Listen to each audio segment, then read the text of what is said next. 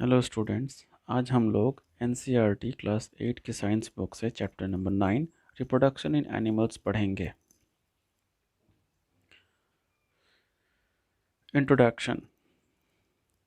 In your previous class you have studied about the process of reproduction in plants. हम लोगों ने इसके पहले ही क्लासेस में पढ़ा था कि किस तरह से रिप्रोडक्शन होते हैं प्लांट्स में।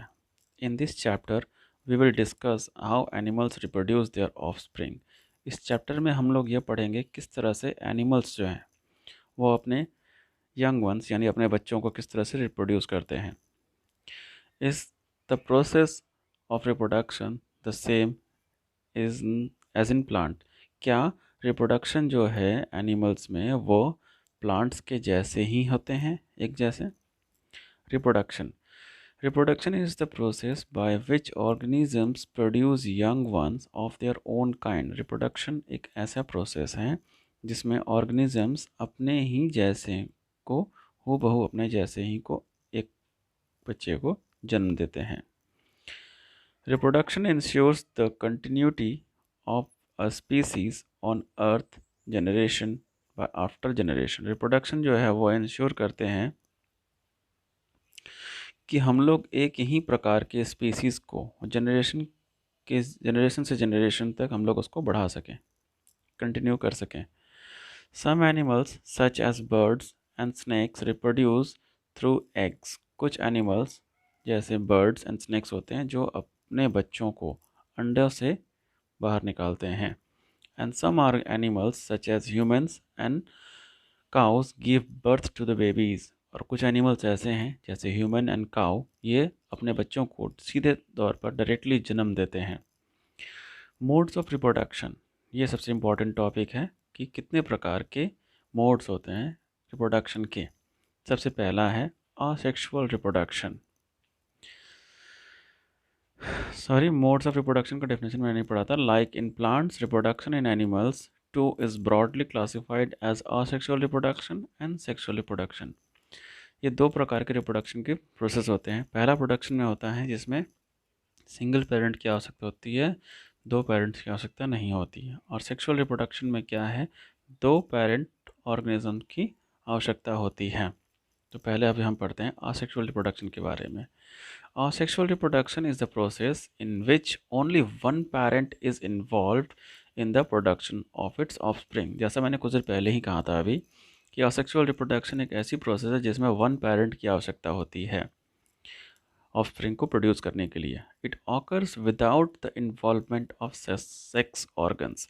इसमें सेक्स ऑर्गन्स के इन्वॉल्वमेंट का होना ज़रूरी नहीं है। It is a faster method of reproduction, और ये सबसे फास्ट मेथड है जिसमें रिप्रोडक्शन होती है। In asexual reproduction the offspring are identically commonly referred to as clone. In asexual reproduction जो ऑफस्प्रिंग होते हैं, जो बच्चे होते हैं, वो लगभग हूबहू एक जैसे ही होते हैं, जिसे हम लोग क्लोन्स भी कह सकते हैं। It occurs mostly in unicellular organisms, और ये अधिकतर यूनिसेलुलर ऑर्गेनिज्म में पाए जाते हैं जैसे amoeba, paramecium, bacteria and fungi. Asexual reproduction in plants, asexual reproduction in animals take place by the following methods। और एनिमल्स में जो asexual reproduction होते हैं वो कुछ इस प्रकार होते हैं। सबसे पहला जो है वो है बाइनरी फिजन। बाइनरी फिजन क्या होता है, इसमें सिंगल पेरेंट जो होते हैं जैसे अमीबा है, उसमें पहले न्यूक्लियस को डिवाइड करते हैं, देन वो न्यूक्लियस के साथ साथ साइटोप्लाज्म उस न्यूक्लियस को अलग अलग करते हैं, और उसके बाद दो इंडिविजुअल डॉटर सेल्स तैयार हो जाते हैं। This is the most common method of reproduction seen in unicellular organisms. कहा जा रहा है कि ये जो है सबसे कॉमन मतलब आम प्रक्रिया है, मेथड है जिसमें रिप्रोडक्शन देखा जाता है यूनिसेलुलर ऑर्गेनिजम्स में। बाय का मतलब होता है टू, और फिजन का मतलब होता है डिवीज़न। तो बाइनरी का मतलब पता लग गया, और फिजन का मतलब बाइनरी मीन्स दो, और फिजन का मतलब डिवाइड, मतलब दो सिंगल पार्ट्स में डिवाइड किए जाते हैं। After reaching it's full size the organism divides into two daughter cells. जब ये जब ये ऑर्गेनिजम्स मैच्योर हो जाते हैं, अपने पूरे साइज में जब ग्रो कर जाते हैं, तब यह दो इंडिविजुअल डॉटर सेल्स में अपने आप को डिवाइड कर लेते हैं। First the nucleus divides into two followed by division of cytoplasm. सबसे पहले जो न्यूक्लियस है वो अपने आप को दो हिस्सों में डिवाइड कर लेते हैं, साथ ही साथ साइटोप्लाज्म भी डिवाइड होते हैं। Thus both the daughter cells contain the same genetic materials and cytoplasm।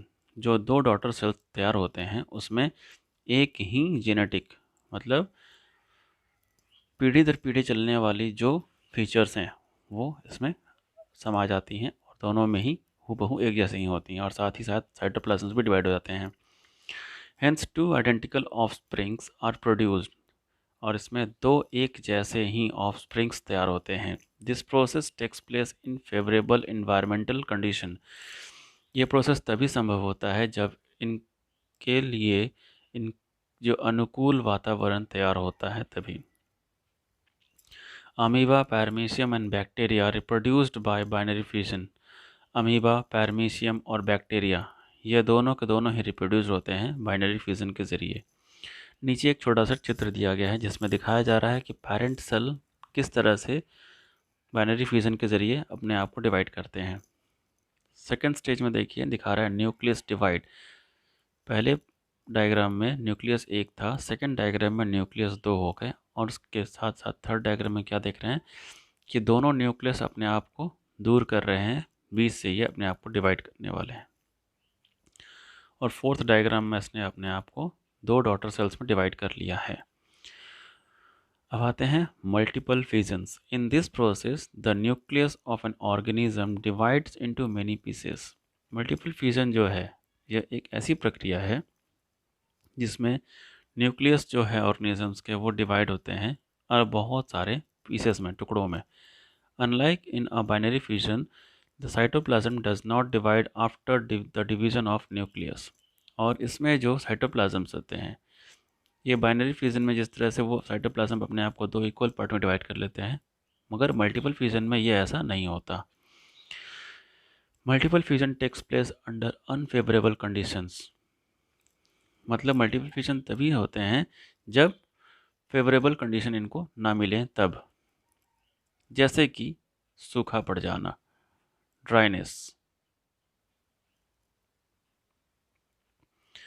In case of an amoeba, after the repeated division of nucleus, each nucleus gets surrounded by a thick coat of a cyst wall। इसमें जो amoeba में क्या होता है कि जब लगातार nucleus division होता है तो ये न्यूक्लियस क्या करते हैं, अपने आप को एक मोटे परत से कवर कर लेते हैं। इसे हम लोग कहते हैं cyst wall. This is called spore. इसे हम लोग स्पोर भी कहते हैं। These spores remains inactive under unfavorable conditions। और ये स्पोर्स जो होते हैं ये निष्क्रिय होते हैं तब तक जब तक कि ये अनफेवरेबल कंडीशन तक ना पहुंच जाएं। When environmental conditions turn favorable, जब वातावरण की अवस्था जो है उनके अनुकूल हो जाती हैं, the cyst wall of the spores burst releasing many small amoeba। और जो सिस्ट वॉल है वो ब्रस्ट करता है, फट जाता है और बहुत सारे छोटे छोटे अमीबास को वो रिलीज़ कर देता है। The malarial parasite Plasmodium also produces bye multiple fusion. जो मलेरियल पैरासाइट, जो मलेरिया फैलाने वाले जो पैरासाइट्स होते हैं वो प्लाज्मोडियम के ज़रिए बहुत सारे रिप्रोड्यूस होते हैं मल्टीपल फ्यूजन्स के ज़रिए। यहाँ भी एक चित्र के द्वारा इसको दिखाया गया है। इस चित्र में दिखाया गया है कि न्यूक्लियस जो है वो सबसे पहले किस तरह से अपने आप को सुडोपोडिया से कवर करता है और सुडोपोडिया से कवर करने के बाद अंदर न्यूक्लियस को वो डिवाइड करता है, फिर सिस्ट वॉल को फॉर्म करता है और सिस्ट वॉल के अंदर में बहुत सारे डॉटर सेल्स को तैयार करता है। जब डॉटर सेल्स बहुत ज़्यादा कॉम्पैक्ट हो जाते हैं और उन्हें फेवरेबल कंडीशन मिल जाता है, एनवायरमेंटल कंडीशन, तो वो अपने आप को ब्रस्ट करके बहुत सारे अमीबास के रूप में रिलीज़ कर देते हैं। अब हम लोग आते हैं थर्ड स्टेप जिसका है बडिंग। बडिंग मतलब इन this process a small bird like outgrowth appears on the body surface of the organisms. मतलब क्या है, जो पेरेंट बॉडी है उनकी बॉडी की साइड से एक छोटा सा नया बर्ड तैयार होता है. This bird later grows this birds later grows and finally breaks up या breaks away from the parent body. जब ये बर्ड धीरे धीरे बड़ा हो जाता है और वह अपने आप को पेरेंट बॉडी से बिल्कुल अलग कर देता है. This process of production of offspring by the formation of birds on the parent body is called birding. जब यह बर्ड्स तैयार होते हैं अपने पेरेंट्स की बॉडी में तो उस प्रोसेस को हम लोग कहते हैं birding. Hydra and yeast reproduce by this process. और इस प्रक्रिया के द्वारा हाइड्रा और येस्ट जो है अपने आप को रिप्रोड्यूस करते हैं. चलिए अब इसका भी कुछ डायग्राम देख लेते हैं जो कि हमारे राइट साइड में है. सबसे पहले में फर्स्ट डायग्राम में क्या है, एक पेरेंट बॉडी है जिससे नीचे देख रहे हैं बॉटम की तरफ एक छोटा सा बर्ड प्रोड्यूस हो रहा है और वो बर्ड धीरे धीरे बड़ा हो रहा है सेकंड स्टेज में. और थर्ड स्टेज में क्या है, वो अपने आप को पूरी तरह से डिटैच कर लिया है अपने पेरेंट बॉडी से. अब यहाँ पर हमारा असेक्सुअल रिप्रोडक्शन जो है वो ख़त्म हो गया. अब हम लोग पढ़ते हैं sexual reproduction. Sexual reproduction is the process of reproduction in which two individuals of opposite gender, that is one male and one female, are required for the production of their own kind. Sexual reproduction एक ऐसा reproduction process है जिसमें दो individuals की आवश्यकता होती है, वो भी ऑपोजिट जेंडर, मतलब दो अलग अलग जेंडर जैसे पुरुष और महिला की आवश्यकता होती है इसमें. That is one male and one female required for the production of their own kind. अपने ही जैसे एक ऑफस्प्रिंग को तैयार करने के लिए मेल एंड फीमेल की आवश्यकता होती है, इसलिए ये सेक्सुअल रिप्रोडक्शन कहा गया है. A majority of animals and plants reproduce by this method. बहुत सारे एनिमल्स और प्लांट्स ऐसे हैं जो इस मेथड के ज़रिए अपने आप को रिप्रोड्यूस करते हैं. You have learned earlier that flowers are the reproductive organs of a flowering plant. जैसा कि हम लोग पहले पढ़ चुके हैं कि जो फ्लावर्स होते हैं, जो फूल जो होते हैं, वो पौधों के या पेड़ों के वो रिप्रोडक्टिव ऑर्गन्स होते हैं फ्लावरिंग प्लांट के. Animals also have different male and female reproductive organs. Animals भी बहुत सारे अलग अलग प्रकार के male and female reproductive organs होते हैं. Male reproduce highly specialized reproductive cell called male gametes and female produce female gametes और eggs. मेल जो है वो सबसे खास तौर से उच्च श्रेणी के रिप्रोडक्टिव गैमेट को या सेल को तैयार करते हैं, जैसे हम लोग कहते हैं मेल गैमेट्स. फीमेल जो हैं वो भी प्रोड्यूस करते हैं फीमेल गैमेट्स को, जिसे हम लोग गैमेट्स कहते हैं या फिर एग कहते हैं या फिर सेल भी कह सकते हैं. During sexual reproduction, a male gamete fuses with an egg to form a zygote. जब सेक्सुअल रिप्रोडक्शन होता है, मेल गैमेट जो होते हैं वो फ्यूज़ होते हैं, वो जाते हैं और जा कर के एग्स के साथ मिलते हैं, मिल कर के एग को फर्टिलाइज करते हैं और उसे जाइगोट में परिवर्तित कर देते हैं. This process of fusion of male gamete with an egg is called fertilization. जब मेल गैमेट और फीमेल गैमेट दोनों आपस में मिलकर जो फ्यूज़ करते हैं, मिलते हैं, तो उसे कहते हैं fertilization. The zygote develops into new organism. और जो जाइगोट जो तैयार होता है मेल और फीमेल गैमेट के द्वारा मिलने से, उसे हम लोग कहते हैं ऑर्गेनिज्म. नया एक ऑर्गेनिज्म तैयार हो गया. Animals such as birds, snakes, dogs and humans bear only one reproductive organ, either male or female, in one body, and such animals are called unisexual organisms. कुछ एनिमल्स जैसे बर्ड्स होते हैं, snacks होते हैं, dogs होते हैं, humans होते हैं, अपने शरीर में एक ही रिप्रोडक्टिव ऑर्गन्स को हासिल करते हैं, पाते हैं. या तो वो पुरुष के रिप्रोडक्टिव ऑर्गन्स पाएंगे या फिर फीमेल्स के यानी महिला के पाएंगे अपने शरीर में एक ही. इसे हम लोग यूनिसेक्सुलर ऑर्गेनिज्म कहते हैं. In some organisms such as earthworm and leeches, both male and female gametes are present in the same individual. Such organisms are called bisexual or hermaphrodites. कुछ ऑर्गेनिजम्स ऐसे होते हैं जैसे केचुआ, जोंक, इनके शरीर में दोनों ही गैमेट्स मौजूद होते हैं, मेल गैमेट्स भी और फीमेल गैमेट्स भी। तो इन इंडिविजुअल्स को हम लोग कहते हैं बाइसेक्सुअल या फिर हर्माफ्रोडाइट कहते हैं। तो इसके कुछ डायग्राम जो यहाँ पर है सेल डिविजन्स के, हम दिखा देते हैं।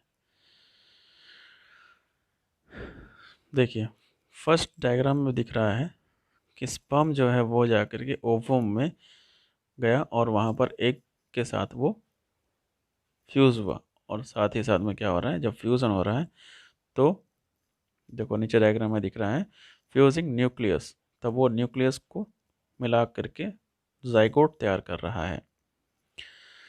उम्मीद करता हूँ यहाँ तक में कोई असुविधा नहीं हुआ होगा आपको। अब हम लोग आगे की ओर बढ़ते हैं। इस बुक का नाम है इंटरेक्टिव साइंस। अब आते हैं फर्टिलाइजेशन में भी एक्सटर्नल और इंटरनल। फर्टिलाइजेशन कितने प्रकार के होते हैं? फर्टिलाइजेशन दो प्रकार के होते हैं, एक शरीर के अंदर और दूसरा होता है शरीर के बाहर। तो सबसे पहले हम पढ़ते हैं एक्सटर्नल फर्टिलाइजेशन के बारे में। In fishes, frogs, toads etcetera the male and the female gametes are released into the water. External fertilisation में क्या होता है, जैसे मछलियाँ हैं, मेंढक हैं, टोड्स हैं, ये जो मेल हैं वो अपने मेल और फीमेल गैमेट्स को पानी में रिलीज़ कर देते हैं। Fusion takes place in the water, और जो फ्यूज़न होता है, जो सेल्स का इंटरेक्शन होता है वो वाटर में होता है, पानी में होता है। Fertilization does not take place inside the body of the female, और इसमें फीमेल बॉडी के अंदर फर्टिलाइजेशन नहीं होती है। This is called external fertilization, और इसे हम लोग एक्सटर्नल फर्टिलाइजेशन भी कहते